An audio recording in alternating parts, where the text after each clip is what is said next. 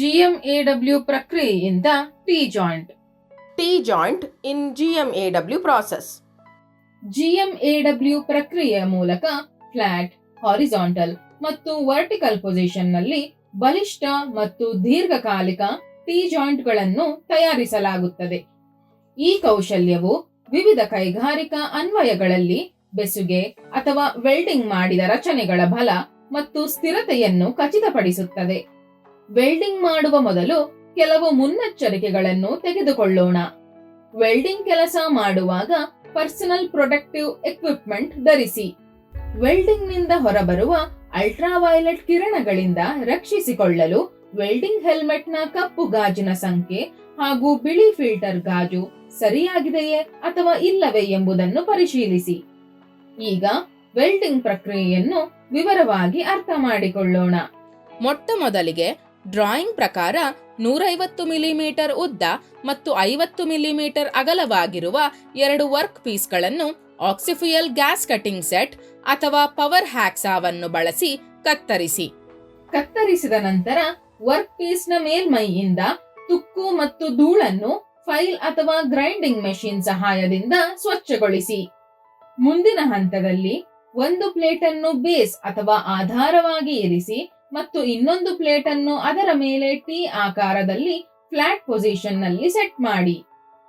Working table ಮೇಲೆ 2 ಪ್ಲೇಟ್ಗಳನ್ನು T ಆಕಾರದಲ್ಲಿ ಇರಿಸಿ ಮತ್ತು ಸಿ ಕ್ಲಾಂಪ್ ಟೂಲ್ ಸಹಾಯದಿಂದ ಅವುಗಳನ್ನು ಬಿಗಿಯಾಗಿ ಫಿಕ್ಸ್ ಮಾಡಿ. Machine setup. ಮೊದಲು ವೆಲ್ಡಿಂಗ್ ಮೆಷಿನ್ ನ ನೆಗೆಟಿವ್ ಟರ್ಮಿನಲ್ ಅನ್ನು ವೆಲ್ಡಿಂಗ್ ಟೇಬಲ್ಗೆ ಮತ್ತು ಪಾಸಿಟಿವ್ ಟರ್ಮಿನಲ್ ಅನ್ನು ವೆಲ್ಡಿಂಗ್ ಗನ್ಗೆ ಸಂಪರ್ಕಪಡಿಸಿ. ಮೆಷಿನ್ ಆನ್ ಮಾಡಿ ಮತ್ತು ಜಾಬ್ ನ ದಪ್ಪ ಅಥವಾ ಗಾತ್ರಕ್ಕೆ ಅನುಗುಣವಾಗಿ ಎಲೆಕ್ಟ್ರೋಡ್ ಅನ್ನು ಆಯ್ಕೆ ಮಾಡಿ. ಗ್ಯಾಸ್ನ ಹರಿವಿನ ಪ್ರಮಾಣವನ್ನು ನಿಮಿಷಕ್ಕೆ 10 ರಿಂದ 15 ಲೀಟರ್ಗಳಿಗೆ ಸೆಟ್ ಮಾಡಿ. ಇದರ ನಂತರ ವರ್ಕ್ ಪೀಸ್ನ ದಪ್ಪ ಅಥವಾ ಗಾತ್ರಕ್ಕೆ ಅನುಗುಣವಾಗಿ ವೈರ್ ಫೀಡರ್ ಅಥವಾ ವೆಲ್ಡಿಂಗ್ ಮೆಷಿನ್ ನ ವೋಲ್ಟೇಜ್ ಮತ್ತು ಕರೆಂಟ್ ಅನ್ನು ಸೆಟ್ ಮಾಡಿ. ಆರ್ಕ್ ಅನ್ನು ಉತ್ಪಾದಿಸುವುದು. ಆರ್ಕ್ ವೆಲ್ಡಿಂಗ್ ಪ್ರಕ್ರಿಯೆಯನ್ನು ಸರಿಯಾಗಿ ಪ್ರಾರಂಭಿಸಲು ಸರಿಯಾದ ಟೆಕ್ನಿಕ್ ಅನ್ನು ಅಳವಡಿಸಿಕೊಳ್ಳುವುದು ಮುಖ್ಯ. ಆರ್ಕ್ ಅನ್ನು ಉತ್ಪಾದಿಸಲು ಸ್ಕ್ರಾಪ್ ಅನ್ನು ವರ್ಕ್ ಪೀಸ್ ನಿಂದ 12 ಮಿಲಿಮೀಟರ್ ದೂರದಲ್ಲಿ ಇರಿಸಿ.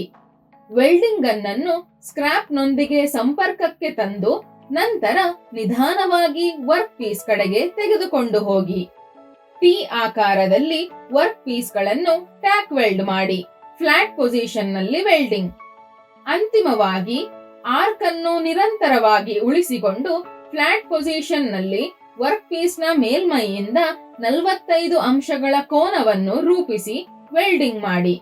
ತಣ್ಣಗಾದ ನಂತರ ಒಂದು ಬಲಿಷ್ಠ ಟಿ ಜಾಯಿಂಟ್ ರೂಪುಗೊಳ್ಳುತ್ತದೆ. ಹಾರಿಜಾಂಟಲ್ ಪೊಸಿಷನ್ ನಲ್ಲಿ ವೆಲ್ಡಿಂಗ್. ಈಗ ಹಾರಿಜಾಂಟಲ್ ಪೊಸಿಷನ್ ನಲ್ಲಿ ಟಿ ಜಾಯಿಂಟ್ ಅನ್ನು ಮಾಡಲು ಅದೇ ಪ್ರಕ್ರಿಯೆಯನ್ನು ಪುನರಾವರ್ತಿಸಿ. ವರ್ಕ್ ಪೀಸ್ ಅನ್ನು ಹಾರಿಜಾಂಟಲ್ ಪೊಸಿಷನ್ ನಲ್ಲಿ ಸೆಟ್ ಮಾಡಿ ಮತ್ತು ವೆಲ್ಡಿಂಗ್ ಮಾಡಿ. ವರ್ಟಿಕಲ್ ಪೊಸಿಷನ್ ನಲ್ಲಿ ವೆಲ್ಡಿಂಗ್. ವರ್ಟಿಕಲ್ ಪೊಸಿಷನ್ ನಲ್ಲಿ ಟಿ ಜಾಯಿಂಟ್ ಮಾಡಲು ಪ್ರಕ್ರಿಯೆಯನ್ನು ಮತ್ತೆ ಪುನರಾವರ್ತಿಸಿ. ವರ್ಕ್ ಪೀಸ್ ಅನ್ನು ವರ್ಟಿಕಲ್ ಪೊಸಿಷನ್ ನಲ್ಲಿ ಸೆಟ್ ಮಾಡಿ ಮತ್ತು ವೆಲ್ಡಿಂಗ್ ಮಾಡಿ. ವೆಲ್ಡಿಂಗ್ ಪೂರ್ಣಗೊಂಡ ನಂತರ ಮೆಷಿನ್ ಆಫ್ ಮಾಡಿ. ವರ್ಕ್ ಪೀಸ್ ಅನ್ನು ಟಾಂಗ್ಸ್ ಅಥವಾ ಇಕ್ಕಳದಿಂದ ಹಿಡಿದು ವರ್ಕ್ ಟೇಬಲ್ ಮೇಲೆ ಇರಿಸಿ. ಸ್ಲ್ಯಾಗ್ ಮತ್ತು ಸ್ಪ್ಯಾಟರ್ ಅನ್ನು ಚಿಪ್ಪಿಂಗ್ ಹ್ಯಾಮರ್ ಇಂದ ತೆಗೆದುಹಾಕಿ. ತದನಂತರ ವರ್ಕ್ ಪೀಸ್ ಅನ್ನು ವೈರ್ ಬ್ರಷ್ ನಿಂದ ಸಂಪೂರ್ಣವಾಗಿ ಸ್ವಚ್ಛಗೊಳಿಸಿ. ವರ್ಕ್ ಪೀಸ್ ಗುಣಮಟ್ಟವನ್ನು ಪರೀಕ್ಷಿಸಿ. ಫ್ಲಾಟ್, ಹಾರಿಜಾಂಟಲ್ ಮತ್ತು ವರ್ಟಿಕಲ್ ಪೊಸಿಷನ್ ನಲ್ಲಿ ಟಿ ಜಾಯಿಂಟ್ ಯಶಸ್ವಿಯಾಗಿ ರೂಪುಗೊಂಡಿರುವುದನ್ನು ನೀವು ನೋಡಬಹುದು.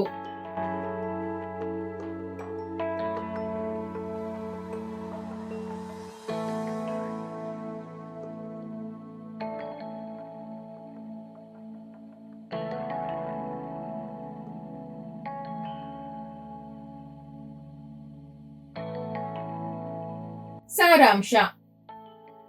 ಬನ್ನಿ ಇಂದು ನಾವು ಕಲಿತಿದ್ದನ್ನು ಮತ್ತೊಮ್ಮೆ ಸಂಕ್ಷಿಪ್ತವಾಗಿ ನೋಡೋಣ.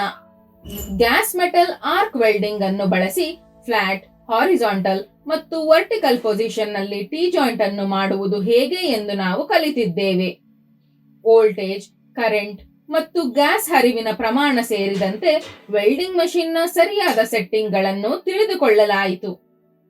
ವೆಲ್ಡಿಂಗ್ ಸಮಯದಲ್ಲಿ ಪ್ಲೇಟ್ನ ಸರಿಯಾದ ಪೊಸಿಷನಿಂಗ್, ಕ್ಲಾಂಪಿಂಗ್ ಮತ್ತು ಸರಿಯಾದ ಆಂಗಲ್ ನಿರ್ವಹಿಸುವ ಪ್ರಾಮುಖ್ಯತೆಯನ್ನು ಒತ್ತಿ ಹೇಳಲಾಯಿತು. ಆರ್ಕ್ ರಚನೆ, ಟ್ಯಾಕ್ ವೆಲ್ಡಿಂಗ್ ಮತ್ತು ವೆಲ್ಡಿಂಗ್ ಅನ್ನು ಪೂರ್ಣಗೊಳಿಸುವ ಪ್ರಕ್ರಿಯೆಯನ್ನು ಸಹ ಪ್ರದರ್ಶಿಸಲಾಯಿತು. ಅಂತಿಮವಾಗಿ ಚಿಪ್ಪಿಂಗ್ ಹ್ಯಾಮರ್ ಮತ್ತು ವೈರ್ ಬ್ರಷ್ನಿಂದ ವೆಲ್ಡ್ ಅನ್ನು ಸ್ವಚ್ಛಗೊಳಿಸುವ ಮತ್ತು ಸಿದ್ಧಪಡಿಸಿದ ಜಾಯಿಂಟ್ ಗುಣಮಟ್ಟವನ್ನು ಪರಿಶೀಲಿಸುವ ಹಂತಗಳನ್ನು ಚರ್ಚಿಸಲಾಯಿತು. ಈಗ ನಿಮಗಾಗಿ ಒಂದು ಚಟುವಟಿಕೆ ಇಲ್ಲಿದೆ. ಟ್ರೈನಿಂಗ್ ಸೆಂಟರ್ ಅಥವಾ ವರ್ಕ್ಶಾಪ್ಗೆ ಹೋಗಿ ಮತ್ತು GMAW ಪ್ರಕ್ರಿಯೆಯನ್ನು ಬಳಸಿಕೊಂಡು ಟಿ ಜಾಯಿಂಟ್ ಮಾಡುವುದನ್ನು ಅಭ್ಯಾಸ ಮಾಡಿ.